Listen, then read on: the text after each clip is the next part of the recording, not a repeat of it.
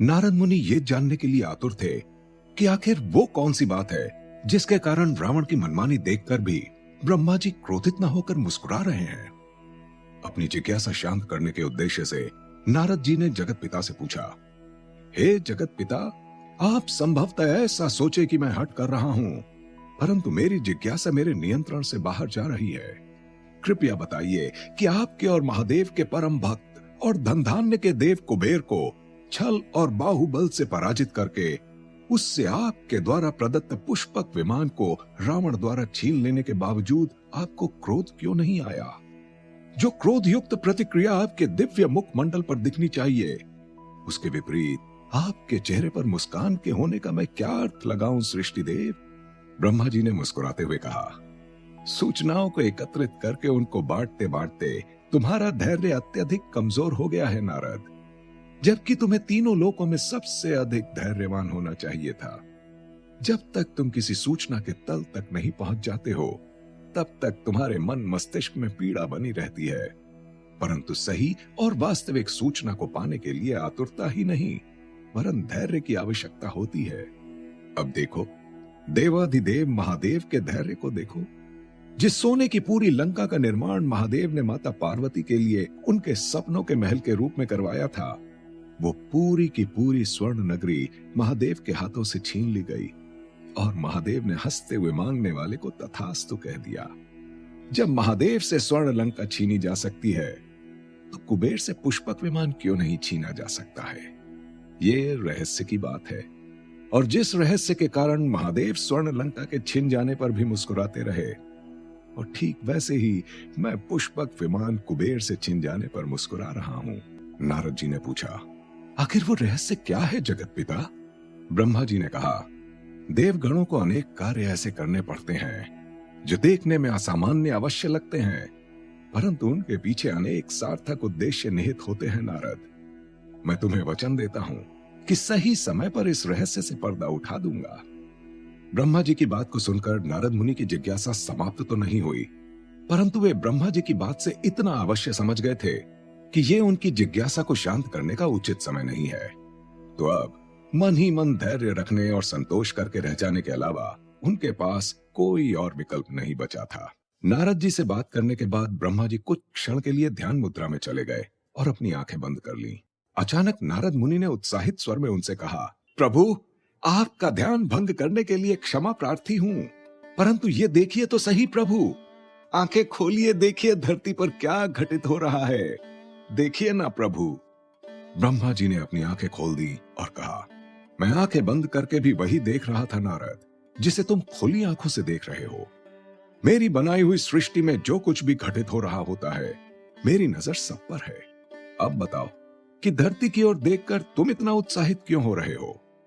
नारद मुनि ने हंसते हुए कहा, मैं तो यही सोच रहा हूं प्रभु कि कोई तलवार चलाने में कितना भी पारंगत क्यों ना हो जाए, परंतु जब पत्र लिखने की बारी आती है तो तलवार काम नहीं आती है, महान लेखनी की ही आवश्यकता पड़ती है।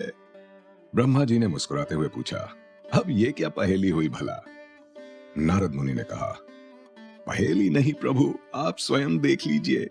ये रावण अपने सहयोगी कंटक के साथ पुष्पक विमान पर लंका राज्य का पताका लगाकर विराजमान तो हो गया है, परंतु उसे ये समझ ही नहीं आ रहा है कि वो पुष्पक का नियंत्रण कैसे करे। काफी समय से वे लोग विमान को उड़ा ही नहीं पाए हैं। अरे कोई उसको समझाए कि दिव्य पुष्पक विमान के संचालन में बहुबल का नहीं, बुद्धि बल का इस्तेमाल करना होगा। ब्रह्मा जी ने मुस्कुराते हुए कहा, तुम स्मरण नहीं रखते हो नारद, मैंने तुमसे कहा था ना कि रावण को पुष्पक विमान को नियंत्रित करने में कोई कठिनाई नहीं होगी। जो भी पुष्पक का स्वामी होगा, विमान उसी से नियंत्रित होगा। हाँ, बस एक बात है, जिसके बाद ही पुष्पक विमान रावण के नियंत्रण में आएगा। नारद मुनि ने आश्चर्यचकित होकर पूछा, बात? कैसी बात प्रभु? क्या रावण को कोई अनुष्ठान करना पड़ेगा? ब्रह्मा जी ने धैर्यपूर्वक कहा, किसी भी नए स्वामी के नियंत्रण में पुष्पक विमान तभी आता है जब पूर्व स्वामी उसके सामने खड़े होकर मुझे स्मरण करके पुष्पक विमान के स्वामित्व के साथ साथ परिचालन का नियंत्रण नए स्वामी को सौंपने का आग्रह नहीं करता है। कुबेर को पुष्पक विमान सौंपते समय मैंने ये बात बता दी थी। नारद मुनि ने जब ये सुना तो उनके मुखमंडल पर प्रसन्नता की चमक पैदा हो गई। उन्होंने ब्रह्मा जी से उत्साहित होकर कहा, अरे वाह प्रभु, अगर ये बात है तो अब रावण को कुबेर के सामने झुककर पुष्पक विमान के स्वामित्व के हस्तांतरण के लिए आग्रह अवश्य करना होगा। इससे साबित हो जाएगा कि पुष्पक विमान को छल और बल से नहीं वरन आग्रह से हासिल किया जा सकता है। वाह, धन्य है प्रभु आप, धन्य है आपकी संरचना और धन्य है आपके द्वारा बनाए सृष्टि के एक एक नियम। ब्रह्मा जी ने कहा, देखो नारद, ये कंटक पुष्पक विमान से उतर रहा है, चुपचाप देखते जाओ अब क्या होगा। इधर धरती लोक पर हिमालय की तराई में रण क्षेत्र से यक्ष और असुर सैनिक जा चुके थे। पुष्पक विमान से कुछ दूरी पर कुबेर अपने सेनापति मणिभद्र और कुछ सैनिकों के साथ खड़ा था। कंटक पुष्पक विमान से उतरकर कुबेर के समीप आया और बोला, लंकेश जानना चाहते हैं कि पुष्पक विमान को कैसे संचालित किया जाए।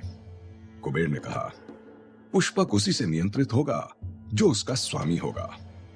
कंटक ने कहा, आपके द्वारा पुष्पक विमान स्वेच्छा से लंकेश को दिए जाने के पश्चात तो वे ही उसके स्वामी हुए ना। मणिभद्र ने कहा, कंटक, अभी महाराज ने पुष्पक विमान उपहार स्वरूप दिया है, परंतु स्वामित्व का हस्तांतरण एक विधि द्वारा किया जाएगा। उसके लिए हमारे महाराज कुबेर को पुष्पक के सामने खड़े होकर सृष्टि के रचयिता और पुष्पक विमान के आविष्कारक ब्रह्मा जी को स्मरण करके विमान के स्वामित्व के साथ साथ परिचालन का नियंत्रण नए स्वामी को सौंपने का आग्रह करना होगा। कंटक ने कहा, तो मैं महाराज कुबेर से आग्रह करता हूं कि कृपया स्वामित्व के हस्तांतरण की औपचारिकता को पूर्ण कर दिया जाए।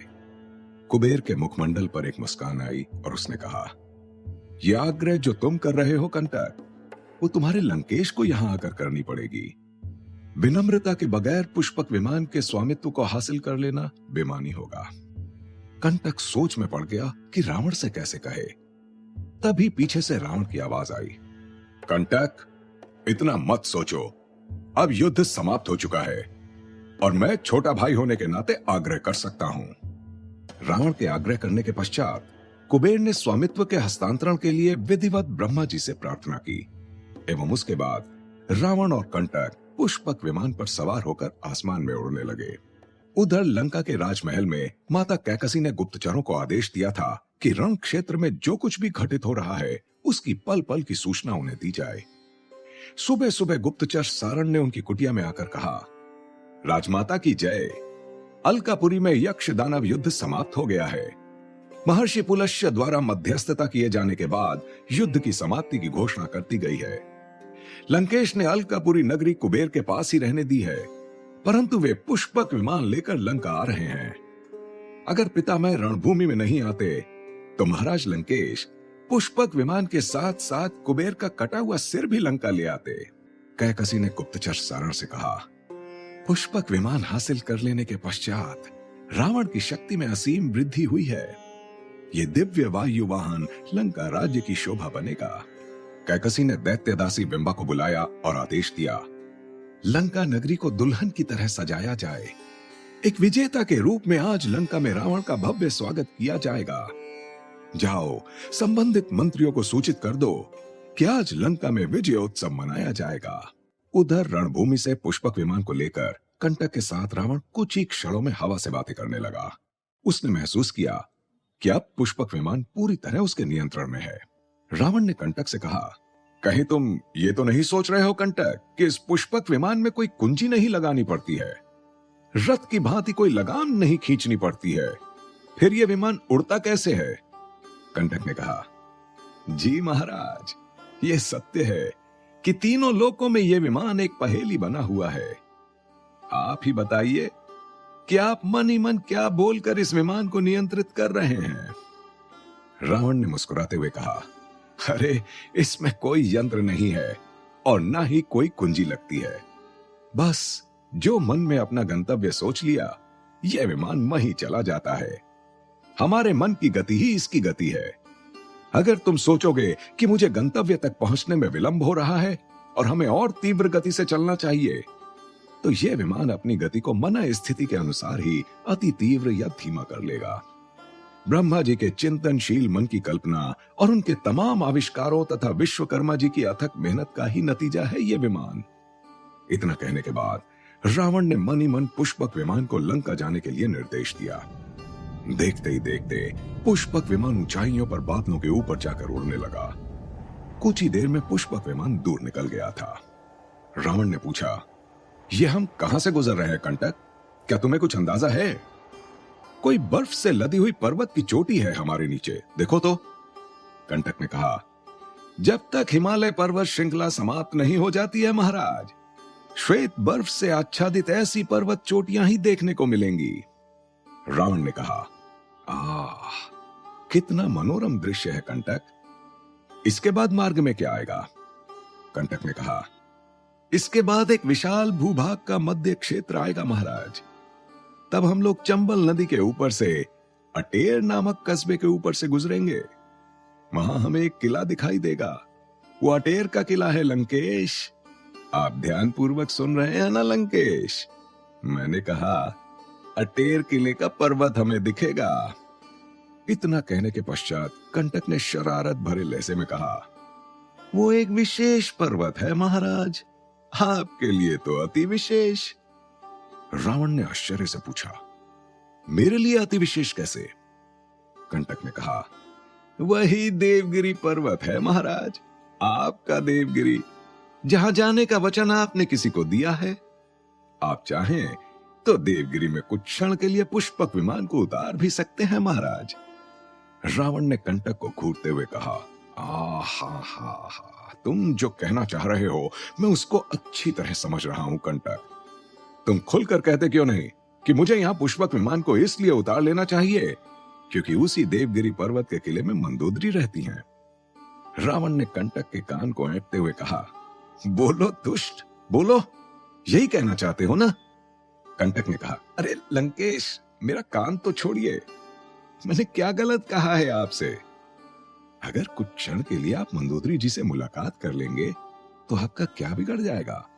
बल्कि आपके द्वारा देवगिरी आने का उनको दिया गया वचन भी पूर्ण हो जाएगा और वे प्रसन्न भी हो जाएंगी। रावण ने कहा, भावावेश में आकर तुम कह तो सत्य ही रहे हो कंटक, परंतु पुष्पक को प्राप्त करने के पश्चात मैं सीधे माता श्री के पास जाना चाहता हूं।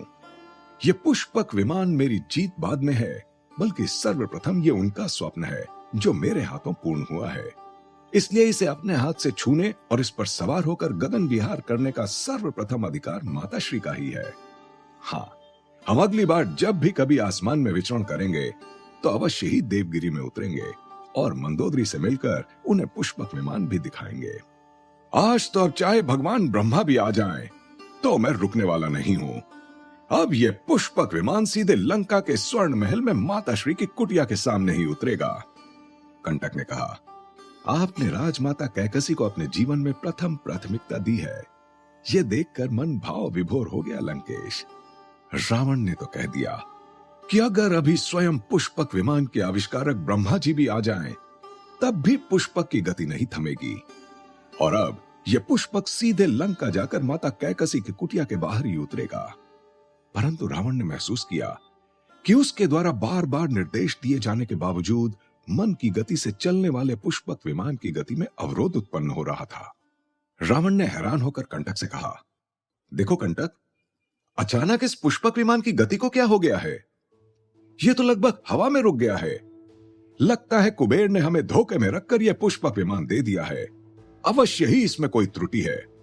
तभी तो मैं रणभूमि में सोच रहा था कि आखिर इतनी आसानी से कुबेर ने मुझे यह पुष्पक विमान प्रदान क्यों कर दिया।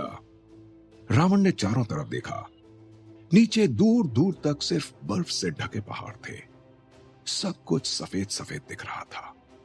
ऐसा लग रहा था मानो एक बड़े से बिस्तर पर सफेद चादर बिछी हो। अचानक उसने एक द्वार को देखा और वहां उसे कुछ हलचल नजर आई। उसने देखा एक द्वारपाल ने अपने दोनों हाथों को पुष्पक विमान की ओर इंगित करके ऊपर उठा रखा है।